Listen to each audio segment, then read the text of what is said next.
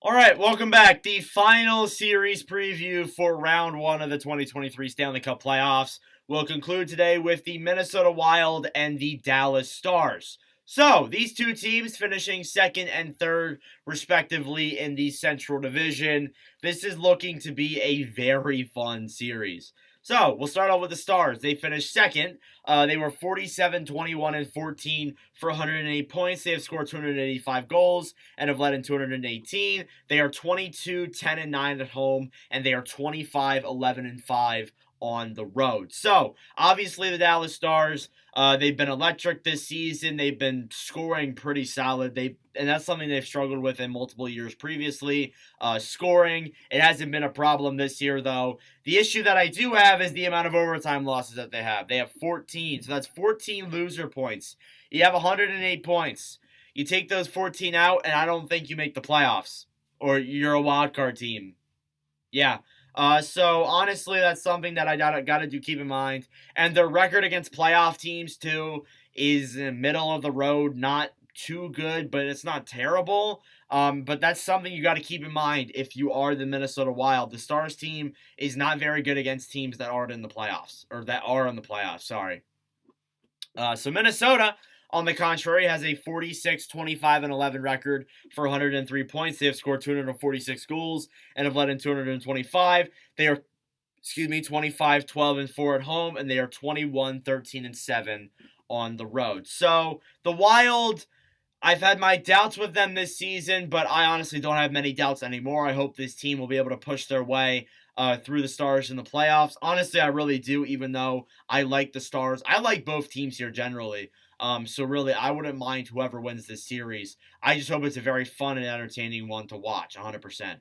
So, yeah, the Wild, they've had their struggles this season, but lately they've been red hot, and a big part of that has been their scoring and their goaltending. And of course, they have played really good over the stretch. Dallas has been all right, but I don't know if they've been the red hot level that the Wild have been. So you look at the Stars' leading goal scorer, it's Jason Robertson with 82 games played, 46 goals, 63 assists for 109 points. Robertson, of course, having a really solid season with the Stars. He's broken records. He's broken his own career point totals. He has more points than he does games played, which not many players can say that at this level.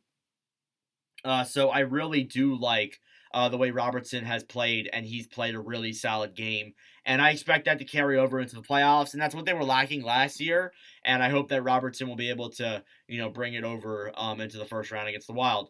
As for the Wild's leading scorer, you have, you guessed it, Kirill Kaprizov with 67 games played, 40 goals, 35 assists for 75 points. Kaprizov, of course, I've said so many times about how underrated and valuable he is.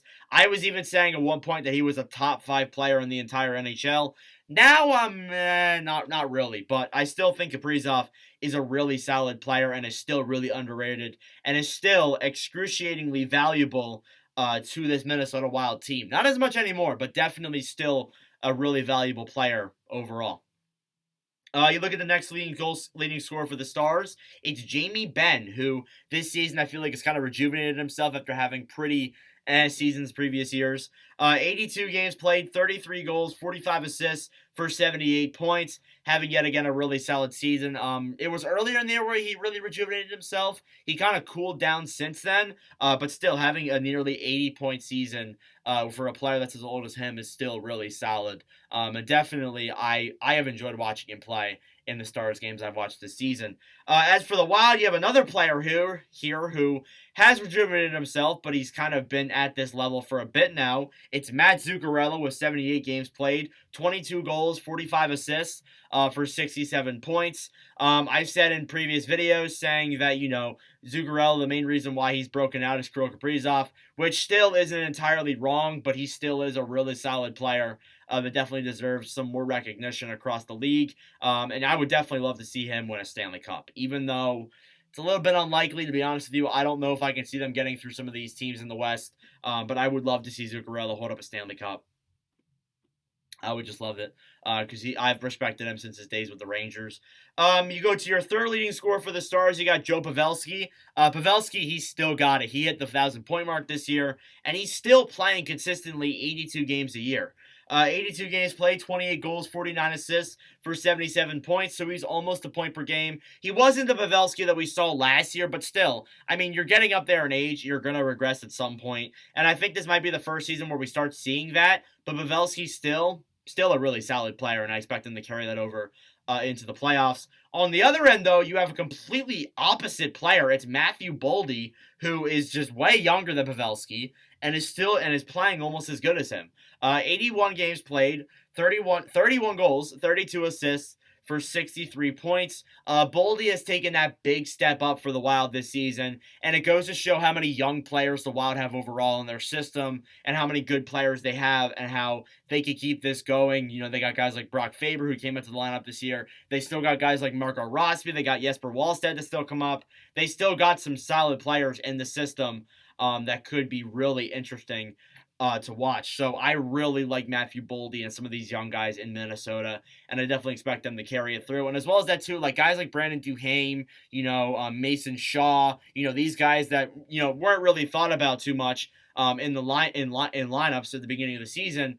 They're playing really solid at the end of the year, and I definitely think that they can carry it over to the playoffs because you don't need big name players to be a good team. You just don't.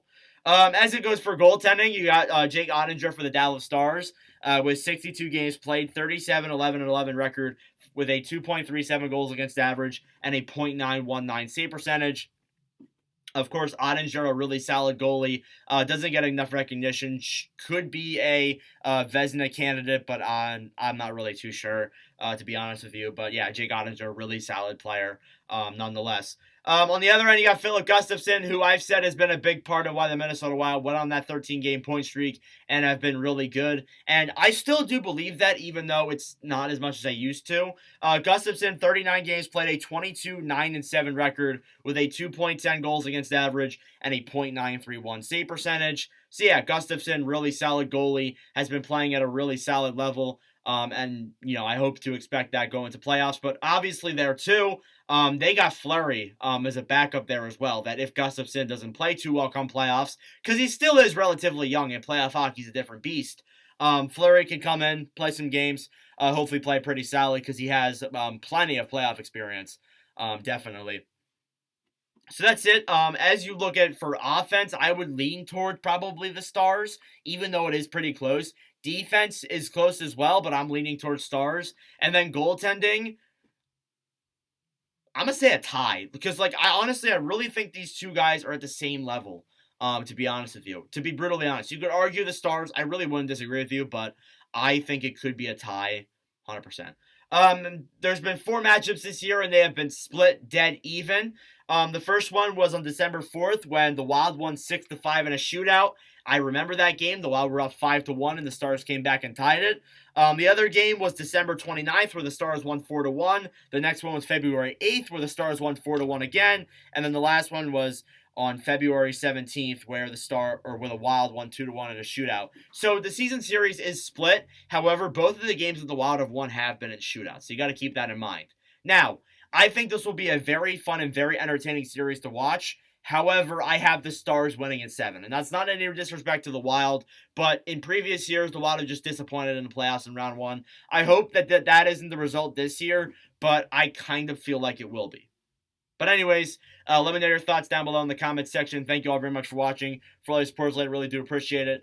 We have tomorrow, and we stream tomorrow. So we're going to stream Carolina versus the Islanders, and we're going to stream Edmonton versus the Kings to start off our 2023 playoff live streams. But we got plenty of other videos coming out. We got our 2023 reviews that are going to come out. We got the NHL award type videos, which we'll start going through. We'll start off with Norris, go to Calder, go to Vezina, go to Hart, etc. So we'll go to many different awards. And I'm going to try and, something that I was inconsistent with last year was posting videos during the live streaming, which it was pretty chaotic during that time, but I'm going to try and manage myself together and make sure I can get all that stuff done. But anyways, thank you all for watching. We got plenty of grinding to do still. But anyways, I will see you guys in the next video. Adios.